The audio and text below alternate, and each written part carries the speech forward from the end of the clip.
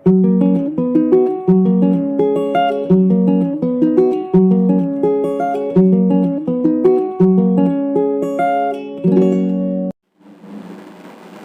Friends, good morning.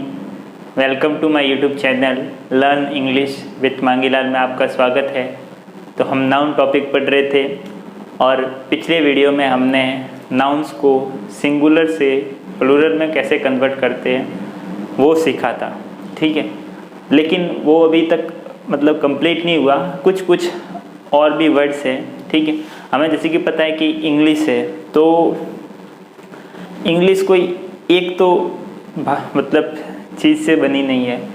English के बहुत सारे वर्ड हैं, वो कुछ लैटिन भाषा से लिए गए, कुछ फ्रेंच भाषा से लिए गए, कोई ग्रीक भाषा से लिए गए, कोई जर्मनी से लिए गए। बहुत सारे वर्ड अलग अलग भाषाओं से लिए गए हैं और फिर इंग्लिश को बनाया गया है, ठीक है। तो इसी तरह कुछ लैटिन वर्ड्स हैं, ठीक है, कोई ग्रीक वर्ड्स हैं, ये वर्ड्स भी होते हैं, ठीक है। तो उनको भी प्लूरल बनाने के कोई नियम है, जैसे कि कैसे कि कुछ लैटिन वर्ड ऐसे होते हैं जिसके अंत में UM लिखा हुआ होता है। UM लिखा हुआ होता है, इसका मतलब जो भी लैटिन वर्ड है इंग्लिश के अंदर, ठीक है, या लैटिन भाषा से लिए गए जिनकी उत्पत्ति हुई है, उनके पीछे UM आता है इंग्लिश में। और ऐसे वर्ड को अगर हमें बनाना है, क्या बनाना है, हमें प्लूरल बनाना है, ठीक है, तो उस UM को हटा देंगे, यानी कि UM को तो माइनस कर देंगे और वहाँ पर A लिख देंगे, ठीक है। इसी तरह कुछ और भी वर्ड होंगे, वो थोड़े अलग होंगे, जिसके पीछे UM लिखा होगा, उसके पीछे हम सिर्फ S लगा देंगे तो भी काम बन जाएगा, तो भी वो प्लूरल सिंगुलर से प्लूरल में कन्वर्ट हो जाएगा। इसी तरह कुछ ग्रीक वर्ड है, ठीक है, ग्रीक वर्ड है, तो ग्रीक वर्ड के पीछे कुछ IS लगा हुआ होता है पीछे बैक साइड में, ठीक है। जैसे कि मान लो कुछ वर्ड होते हैं क्राइसिस, एनालिसिस, तो ये इसके पीछे क्या है, IS, ठीक है। तो IS जो होता है, ठीक है, उसके अगर हम IS को हटा करके, मतलब इस IS को माइनस कर देके उसको हटा करके उसकी जगह ES लिख देंगे, ठीक है, तो वो डायरेक्ट सिंगुलर से प्लूरल में कन्वर्ट हो जाएगा। इसी तरह कुछ ग्रीक वर्ड होते हैं जिसके पीछे ON लगा होता है, तो उस ON को हटा करके यदि वहाँ पर A लिख देंगे तो भी सिंगुलर से प्लूरल में कन्वर्ट हो जाएगा, ठीक है। वैसे ये कोई खास इतने इम्पोर्टेंट नहीं है, लेकिन हाँ कुछ एक है इसके अंदर से जो डायरेक्ट परीक्षा में आते हैं, ठीक है। तो मैं ये भी लिखा देता हूँ ताकि आपके कोई पॉइंट मिस नहीं हो कि कुछ लैटिन वर्ड ऐसे होते हैं जिनके पीछे UM लिखा हुआ होता है, और उन वर्ड को के जो UM को हटा करके अगर A लिख देते हैं तो वो सिंगुलर से प्लूरल बन जाता है। और कुछ लैटिन वर्ड ऐसे होते हैं कि UM को हटाने की ज़रूरत नहीं है, सिर्फ पीछे S लिख दिया तो भी सिंगुलर से प्लूरल में कन्वर्ट हो जाएंगे। कुछ ग्रीक वर्ड ऐसे होते हैं जिनके पीछे ईज होता है, IS होता है, ईज नहीं सॉरी IS लिखा हुआ होता है, तो उस IS को हटा करके ES अगर लगा दे तो भी सिंगुलर से प्लूरल में कन्वर्ट हो जाते हैं। जैसे क्राइसिस है तो क्राइसिस का क्या होगा, क्राइसिस ES हो जाएगा, एनालिसिस का एनालिसिस, ठीक है। इसी तरह अगर कुछ ग्रीक वर्ड के पीछे ON लिखा हुआ होता है तो उस ON को हटा करके अगर A लिख दे तो भी सिंगुलर से प्लूरल में कन्वर्ट हो जाएगा, ठीक है। तो मैं ये नियम तो आपको मैंने समझा दिए, अब मैं इसके कुछ एग्जाम्पल्स हैं तो वो मैं आपके सामने इस वीडियो को पॉज करके लिख देता हूँ ताकि समय कम व्यर्थ हो, ठीक है, कम वेस्ट हो, ठीक है। तो मैं कुछ इसके जो मैंने नियम आपको समझाया उसके एग्जाम्पल्स लिख देता हूँ।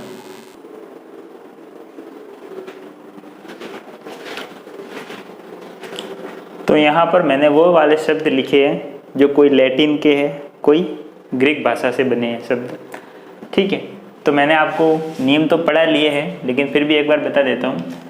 ठीक है, पहले लैटिन के लिखे मैंने कि लैटिन के कुछ शब्द जिनके अंत में UM आता है एक वचन होते हैं। ठीक है, इन्हें प्लूरल बनाने के लिए UM को हटाकर O लगाया जाता है। जैसे कि डेटम, डेटम का मतलब होता है तथ्य या विवरण, उसका क्या हो गया डेटा, UM को हटा करके A लिखा। ओवम यानी एंडाणु, इसका क्या हो गया ओवा। एजेंडम, एजेंडम का क्या हो गया एजेंडा।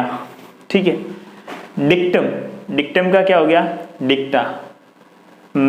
मेमोरेंडम, ठीक है, मेमोरेंडम, मेमोरेंडम का क्या हो गया मेमोरेंडा।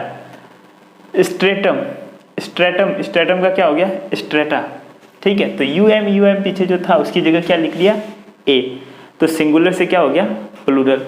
ठीक है, पर ऐसा नहीं है कि ये एग्जाम में नहीं आते, एग्जाम में ये भी आते हैं। ठीक है, क्यों, क्योंकि ये अलग तरह से बनते हैं, लोग इतना समझते नहीं हैं, क्योंकि ये लैटिन वर्ड है और ऐसे वर्ड कोचिंगों में भी पढ़ाते नहीं इतने। ठीक है, तो कई बार बच्चों को ध्यान में रहते नहीं और आ जाते हैं और एरर में, और हम गलत कर देते हैं। देखो, फिर ये है कि लैटिन के इन शब्दों के पीछे UM तो आता है, लेकिन इन्हें प्लूरल बनाने के लिए पीछे S लगाया जाता है। UM को हटाकर ये नहीं लगाते, ये वाले अलग है थोड़े। जैसे कि असाइलम का क्या हो गया असाइलम्स, म्यूजियम का क्या हो गया म्यूजियम्स, प्रीमियम का क्या हो गया प्रीमियम्स, फोरम का क्या हो गया फोरम्स, पेंडुलम का क्या हो गया पेंडुलम्स। ठीक है, अब देखो ये लंगर अदालत। ठीक है, अब देखो और है कुछ ग्रीक वर्ड्स। ग्रीक वर्ड्स यानी कि ये वर्ड है वो ग्रीक भाषा से लिए गए हैं। अब देखो उनमें क्या है कि कुछ ग्रीक वर्ड्स शब्दों के अंत में IS आता है, तो क्या करते कि इस IS को हटा करके उसकी जगह ES लिखा जाता है। ठीक है, IS को किस में चेंज किया जाता है ES में। तो देखो एनालिसिस, तो इसके पीछे का IS है, वहाँ क्या लिखा एनालिसिस, तो ये सिंगुलर से प्लूरल बन गया। क्राइसिस का क्राइसिस हो गया, हाइपोथेसिस का हो गया हाइपोथेसिस, बेसिस का हो गया बेसिस, और थेसिस का हो गया थेसिस। ठीक है, अब देखो कि कुछ ग्रीक शब्दों के अंत में ON आता है, क्या ON, और इसका प्लूरल बनाने के लिए ON को हटा करके सिर्फ A लिखा जाता है। जैसे कि फिनोमिनन। ठीक है, फिनोमिनन यानी घटना, फिनोमिनन का क्या हो गया फिनोमिना। क्राइटेरियन, क्राइटेरियन का क्या हो गया क्राइटेरिया। ठीक है, तो ये ऐसे होते हैं। तो चलो मैं पहले साइड में हो जाता हूँ, आप इसको उतार लीजिए थोड़ा पॉज करके वीडियो। ठीक है, अब देखो ये तो सब सिंगुलर से प्लूरल बनाने के सारे नियम वगैरह वो आ गए। कभी कभार क्या होता है कि सिंगुलर तो है ही है, प्लूरल बनाया तो अलग ही वर्ड निकल गया। अगर जैसे कि मैं ऐसे लिखूँ, देखो ये अगर लिख लिया हो तो देखो मैं मिटा देता हूँ, मैं साइड में हो जाता हूँ। एक बार फिर वापस कह रहा हूँ, जिसको लिखना है लिख लो पॉज करके, नहीं तो फिर लिख लिया हो तो मैं मिटा देता हूँ।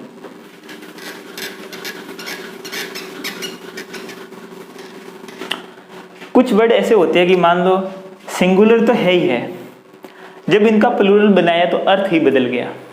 जैसे कि मैंने लिखा एयर, एयर यानी कि हवा, अब इसका प्लूरल बनाया तो मैंने लिखा एयर्स। एयर्स का मतलब होता है दिखावटी व्यवहार।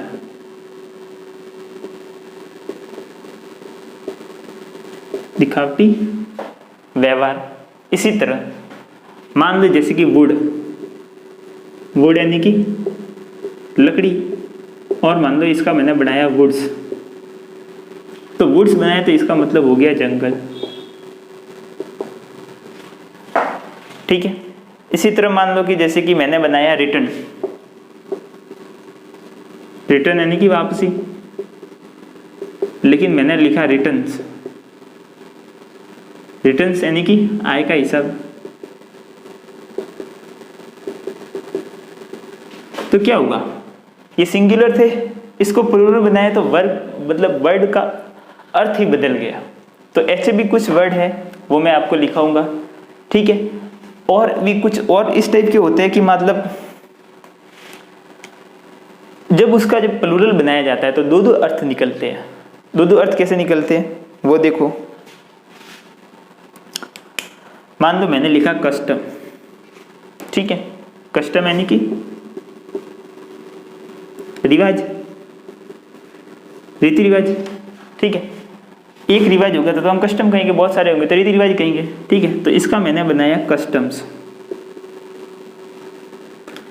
अब ये कस्टम के दो अर्थ निकलेंगे, एक तो रीति रिवाज तो निकलेगा, ये एक रीति रिवाज है तब तो हम कस्टम कह रहे हैं। अब कस्टम्स हो गया मतलब बहुत सारे रीति रिवाज हो गए, वो तो हमें पता चलता ही है, लेकिन एक अर्थ और इसका निकलेगा, वो होता है कस्टम्स यानी कि सीमा शुल्क।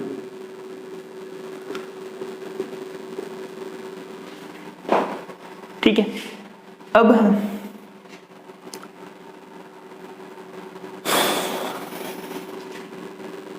जैसे कि मान लो मैंने लिखा मैनर, मैनर यानी कि तरीका या ढंग। जब इसको हम मैनर्स बनाते हैं तो इसका एक अर्थ और निकल जाता है और वो होता है शिष्टाचार। हम कहते हैं ना इसके अंदर तो मैनर्स ही नहीं है, मतलब इसके अंदर तो शिष्टाचार ही नहीं है। तो दो तरह के और होते हैं, वो भी मैं लिखा देता हूँ कि एक तो वो जो सिंगुलर में तो है ही है, ठीक है, सिंगुलर में अलग अर्थ है और प्लूरल बनाते ही अर्थ अपना बदल देते हैं। दूसरा ये वाले कि सिंगुलर में है उसको प्लूरल बनाएंगे तो प्लूरल तो बन जाएगा, लेकिन वो प्लूरल दो अर्थ निकालेगा। जैसे कि ये है कस्टम, कस्टम का कस्टम्स होते ही रिवाज का, एक रिवाज से बहुत सारे रिवाज तो हो गए कस्टम्स, लेकिन एक और अर्थ निकलता है कस्टम्स का सीमा शुल्क। इसी तरह मैनर है, मैनर का मैनर्स हो गया बहुवचन, लेकिन बहुवचन होते ही एक और अर्थ इसका निकल गया मैनर्स का यानी कि शिष्टाचार। ठीक है, तो वो भी मैं आपको लिखा देता हूँ, तो मैं साइड में हो जाता हूँ। किसी को बाकी रहा हो तो लिख दो, नहीं तो फिर पीछे जा करके पॉज करके लिख दो।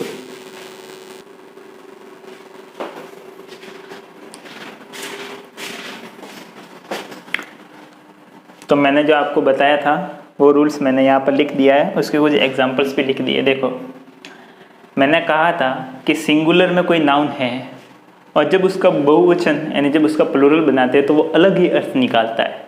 जैसे कि कुछ नाउन्स के सिंगुलर व प्लूरल फॉर्म्स का अर्थ अलग अलग होता है, अतः इनका प्रयोग सावधानी से करना चाहिए।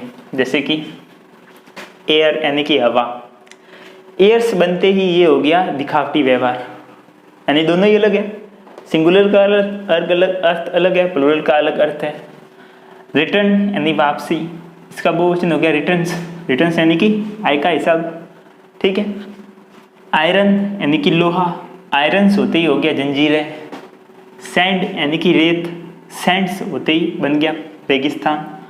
वुड यानी कि लकड़ी, वुड्स सीधा बन गया जंगल। एब्यूज यानी कि दुरुपयोग, ठीक है, ये नाउन है।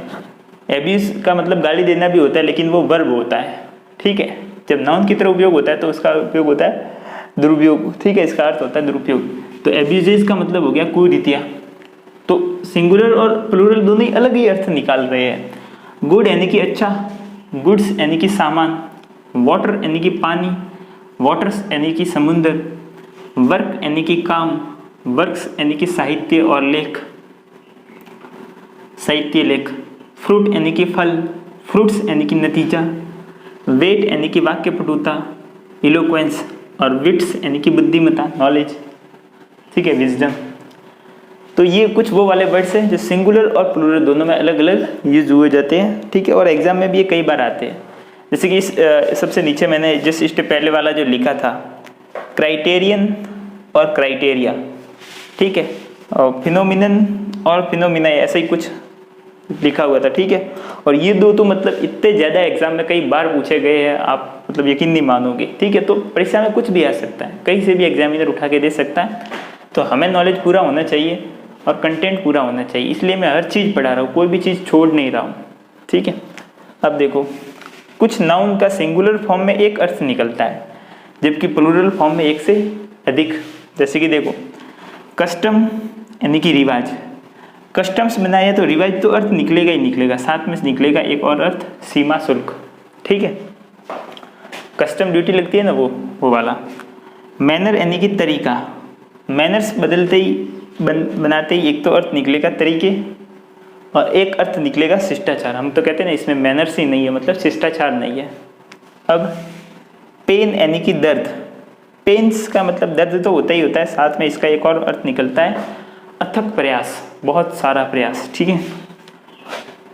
क्वार्टर यानी कि 1/4, 1/4 होता है वो क्वार्टर कहलाता है। तो क्वार्टर्स क्या हो गया, 1/4, ये तो होता ही होता है, साथ में एक का मतलब होता है क्वार्टर यानी आवास। ये कहता है ना मेरा क्वार्टर वहाँ पर है, ठीक है, मैं उस क्वार्टर में रहता हूँ, यानी कि मैं उस आवास स्थल पर रहता हूँ। लेटर यानी कि अक्षर होता है और चिट्ठी भी होता है, लेकिन लेटर्स होते ही अक्षर और चिट्ठी तो होता ही होता है, साथ में साहित्य भी इसका अर्थ निकलता है, ठीक है। तो ये था, मैं साइड में आ जाता हूँ, इसको पॉज करके अभी आप लिख लो, ठीक है।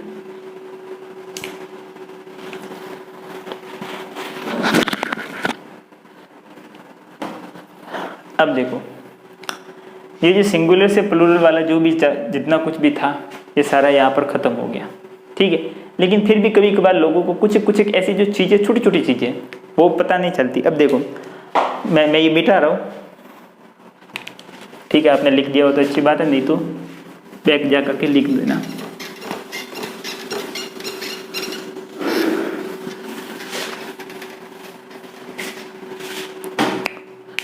अब देखो यहाँ पर एक होता है बॉय हॉस्टल, एक होता है बॉयज हॉस्टल, एक होता है बॉयज हॉस्टल, एक होता है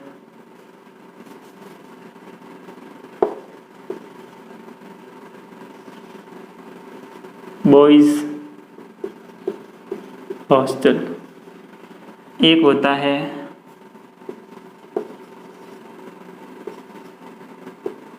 बॉयज हॉस्टल,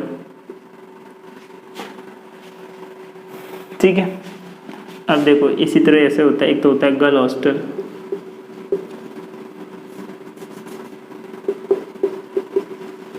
एक होता है गर्ल्स हॉस्टल, एक होता है गर्ल्स हॉस्टल, एक होता है गर्ल्स हॉस्टल, एक होता है गर्ल्स हॉस्टल। कितने हो गए, 1 2 3 4 5। हाँ, अब आप बताइए कि इसमें से सही कौन सा है, सोचिए। बॉय हॉस्टल सही है, बॉयज़ हॉस्टल सही है, बॉयज़ हॉस्टल सही है, बॉयज़ हॉस्टल सही है, बॉयज़ हॉस्टल सही है। इसी तरह गर्ल्स में ये वाला कौन सा सही है। अब सही तो कोई भी एक है, ये मैंने जो 5 लिखे हैं इसमें से कोई एक सही है। अब बताओ कौन सा सही है, ठीक है। थोड़ा सा दिमाग लगाना, लेकिन मैं आपको बताता हूँ। मैं अगर ये बोलूँ कि राम्स बैग, तो इसका मतलब क्या होगा।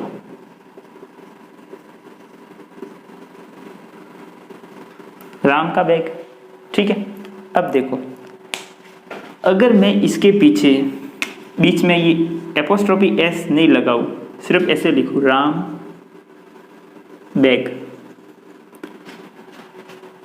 इन सबसे एक ही अर्थ मैं बताना चाहता था कि लड़कों का हॉस्टल और लड़कियों का हॉस्टल, ठीक है।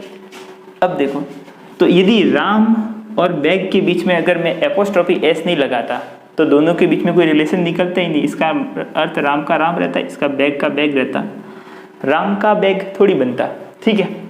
तो बॉय और हॉस्टल के बीच में संबंध दिखाने के लिए कुछ ना कुछ तो लिखना पड़ेगा, ठीक है। लेकिन यहाँ पर तो कुछ भी नहीं लिखा हुआ, मतलब ये वाला तो गलत है, ठीक है। अब देखो बॉयज हॉस्टल, अब यहाँ पर क्या लिखा हुआ है बॉय, ध्यान से देखना, इस चीज को, कंसेप्ट को अच्छे से समझा रहा हूँ ताकि जिंदगी भर नहीं भूलो।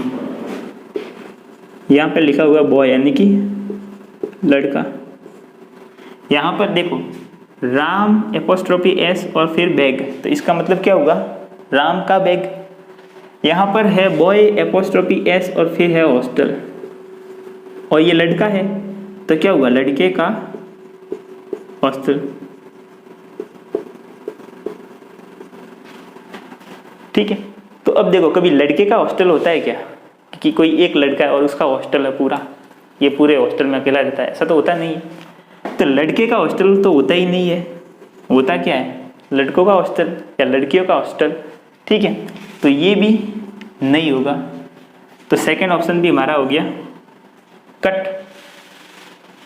ठीक है, अब यहां पर लड़का था और फिर हॉस्टल था, यहां पर है लड़के,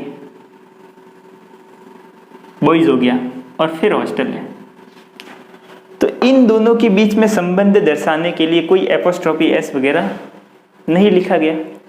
तो यहां पर अगर इसका मैं अलग से अगर करूं, ये वाला यहां पर लिखूं बॉयज और फिर लिख रहे हॉस्टल, यहां पर लिखे लड़के और या फिर लिखा हॉस्टल। लड़के हॉस्टल होता है क्या, नहीं, लड़कों का हॉस्टल होता है। तो का है वो संबंध बताने के लिए, तो बीच में कुछ लिखा हुआ ही नहीं है। ठीक है, तो ये वाला भी क्या होगा, गलत। अब मैं बताता हूं काम की चीज। हमें पता है कि लड़कों का हॉस्टल होता है, मतलब इस तरफ तो आएगा तो बॉयज ही, अकेला बॉय नहीं आएगा, आएगा बॉयज ही। ठीक है, लेकिन इंग्लिश के अब जैसे कि ये राम है, तो राम का तो हमने लिख लिया राम्स बैग।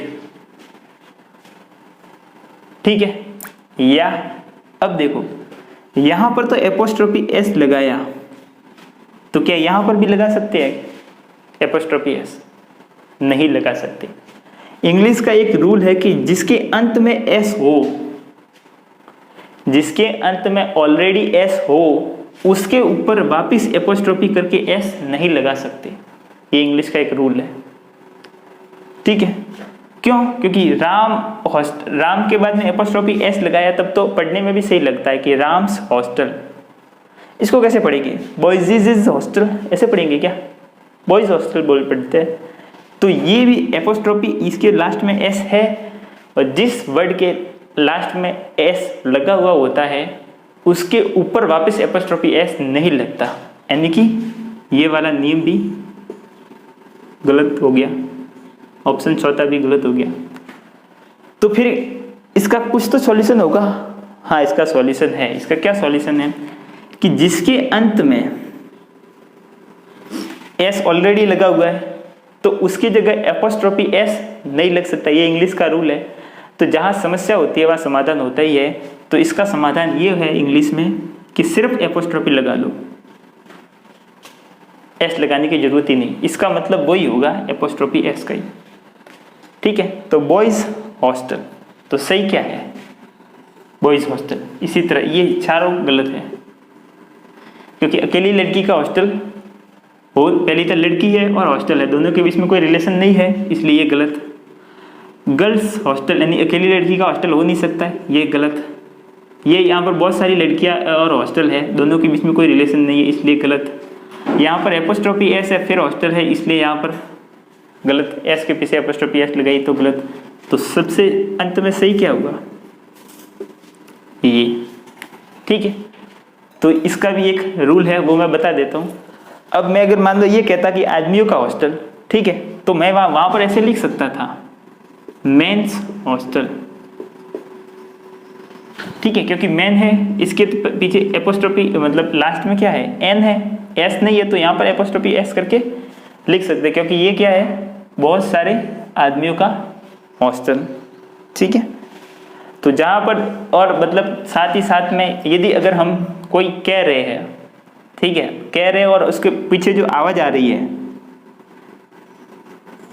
ठीक है, तो आवाज अगर एस की आ रही है, स की, तो भी इसके पीछे वापस एपोस्ट्रोफी एस नहीं लगाएंगे। ठीक है, तो ये मैं आपको वापस साइड में हो जाता हूँ और फिर उसका सही से यहाँ पर लिखवा देता हूँ। ठीक है,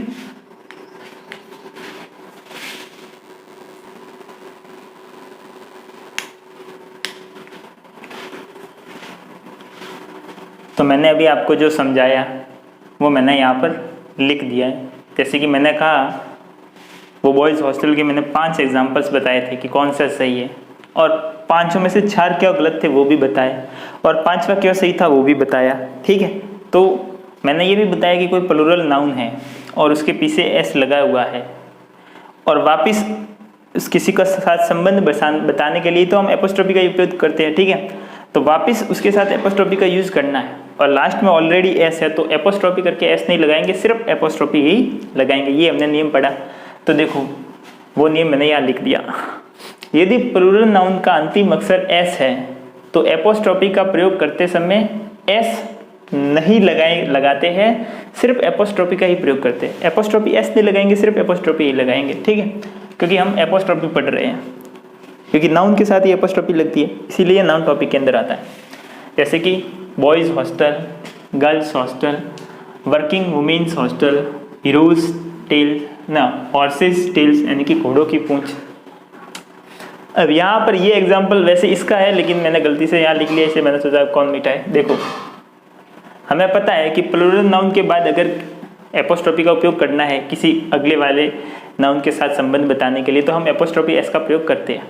ठीक है, अब देखो हमने देखा कि मान लो ये है बॉयज़ और ये है हॉस्टल।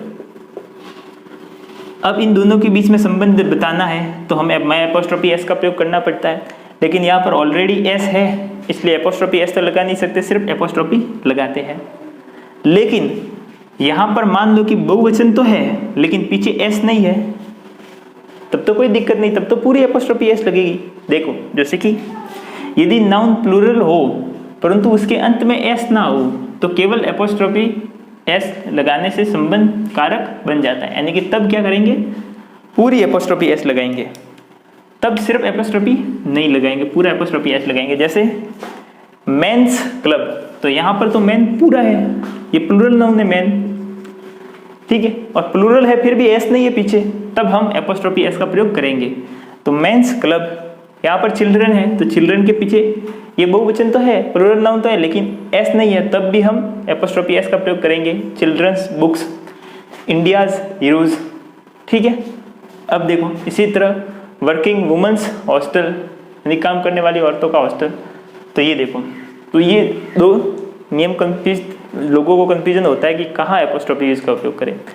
एपोस्ट्रोफी का ये उपयोग आप कर सकते हो, कहीं पर भी कर सकते हो। ठीक है, वैसे हर जगह तो नहीं कर सकते, उसके भी कुछ नियम आगे आएंगे, लेकिन अगर आप किसी के साथ किसी का संबंध बताना चाहते हो ऐसे, ठीक है, और लास्ट में अगर एस है तब एपोस्ट्रोफी एस का प्रयोग नहीं कर सकते, सिर्फ और सिर्फ आपको एपोस्ट्रोफी का ही प्रयोग करना होगा। वो अर्थ वही निकलेगा जो आप एपोस्ट्रोफी एस से आपका जो अर्थ बताना चाहते हो वही उसके अगले वाले के साथ संबंध का ही अर्थ तो निकलेगा, लेकिन सिर्फ एपोस्ट्रोफी एस लगेगा, सिर्फ एपोस्ट्रोफी लगेगी। क्यों? क्योंकि ऑलरेडी पीछे एस की ध्वनि आ रही है। ठीक है, अब देखो कभी कभार क्या होता है कि पीछे जो वर्ड है वो जब उसका उच्चारण करते हैं तो पीछे की ध्वनि भी स जैसी निकलती है, और अगर स जैसी ध्वनि भी निकल गई तो वापस एपोस्ट्रोफी एस नहीं लगाएंगे, क्योंकि फिर वो बोलने में सही नहीं रहता है। जैसे कि यहाँ पर बॉयजेस, ऐसे तो हॉस्टल नहीं कह सकते, बॉयज हॉस्टल कहते हैं, तो अगर लास्ट में वापिस स की ध्वनि आए और वापिस एपोस्ट्रोफी एस की स की ध्वनि हो तो फिर दो स की ध्वनि सेट नहीं बैठता। इसीलिए जब नाउन की सिस्कार, उकार या ध्वनि स से खत्म हो, यानी कि जिसको ईसिंग साउंड से खत्म हो, तो भी एपोस्ट्रोफी एस नहीं लगाते। ठीक है, सिर्फ और सिर्फ एपोस्ट्रोफी ही लगाते हैं। जैसे कि फॉर पीस सेक यानी कि शांति के लिए, for conscience sake, for goodness sake अच्छाई के लिए, फॉर जीसस सेक यानी भगवान के लिए, गणेश बुक, क्योंकि देखो अब गणेश है तो पीछे श की ध्वनि आ रही है, पीस है तो पीछे स की ध्वनि आ रही है, कंसाइंस है तो पीछे स की ध्वनि आ रही है, तो एपोस्ट्रोफी एस नहीं लगाएंगे क्योंकि फिर वापस स की ध्वनि दो बार हो जाएगी और फिर बोलने में सही नहीं रहता। तो गुडनेस सेक, जस्टिस सेक, जीसस सेक ऐसे हम बोलते हैं। तो जब ये जो वर्ड बोले जा रहे हैं तब इसके लास्ट में स की ध्वनि ही निकलती है, तो एपोस्ट्रोफी एस में भी स की ध्वनि निकलती है और इन वर्ड के अंत में भी स की ध्वनि निकलती है, और स की ध्वनि निकल गई फिर वापस एपोस्ट्रोफी एस की स की ध्वनि निकालेंगे तो दो बार स की ध्वनि निकलेंगे और फिर बोलने वाला सही से नहीं बोल पाता। इसलिए इंग्लिश इनके पीछे वापस एपोस्ट्रोफी एस नहीं लगाता और सिर्फ एपोस्ट्रोफी ही लगाता है। ठीक है, अब देखो फिर कई बार क्या होता है कि जब संज्ञा की उपाधि या पदवी में अधिक शब्द हो तो केवल शब्द में एपोस्ट्रोफी एस लगा देते हैं, जिससे वो शॉर्टकट बन जाता है। जैसे कि देखो the king of Bhutan, the king of Bhutan's visit. ठीक है, अब इसको पूरा लिखते तो कैसे होता, the visit of the king of Bhutan, लंबा होता, तो इसको शॉर्टकट में कैसे लिख दिया, the king of Bhutan's visit, यानी कि भूटान के राजा का आगमन। ठीक है, तो शॉर्टकट में भी ऐसे कर सकते हैं। अब देखो पजेसिव प्रोनाउन कौन कौन से होते हैं, मैंने वैसे सारणी बताई हुई है लेकिन फिर भी एक बार बता देता हूँ। जैसे कि है माई, माइन, हीज,